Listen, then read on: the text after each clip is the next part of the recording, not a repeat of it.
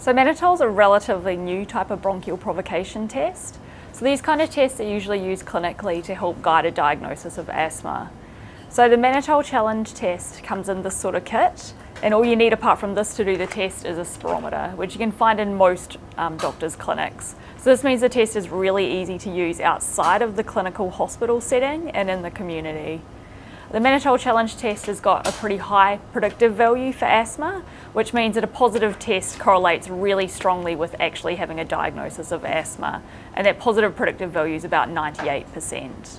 Because the Mannitol test is so easy to use outside of the hospital setting, more and more it's being used in community groups, and it's actually recommended for use in defence forces, athletes. It's also used in firefighters and other community cohort groups. And because this is being used in these groups, it's really important to understand exactly how this can be used as a diagnostic tool in these groups it's applied to.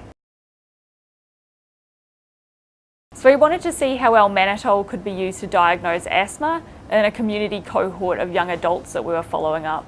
So these guys were from the RAIN study cohort group.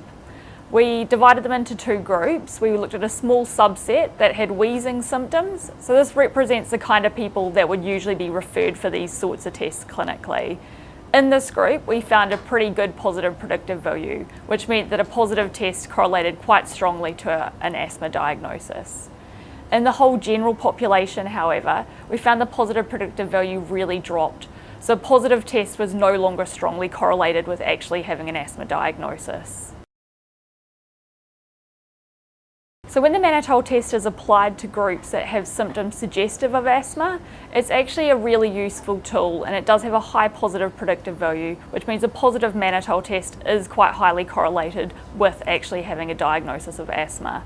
However, we found that when the Mannitol test is used in non-clinical groups, so these would be the athletes, firefighters, defence force recruits, and our sort of community cohorts that we trialled it in, a positive test is not necessarily correlated very highly at all with an actual asthma diagnosis. So this is important to know because when this test is used in these non-clinical groups, like defence force recruits, for example, having a low positive predictive value could mean that someone gets a positive test and they don't actually have an asthma diagnosis. And this could have ongoing implications for this person's career pathways. So when interpreting results when this test is used in these non-clinical populations, it's really important that a positive test isn't just used to diagnose asthma. It's really important that we take into account the whole clinical picture of the patient. So whether they have symptoms and whether they have other issues that could suggest asthma. We don't want to just make a diagnosis based on this test.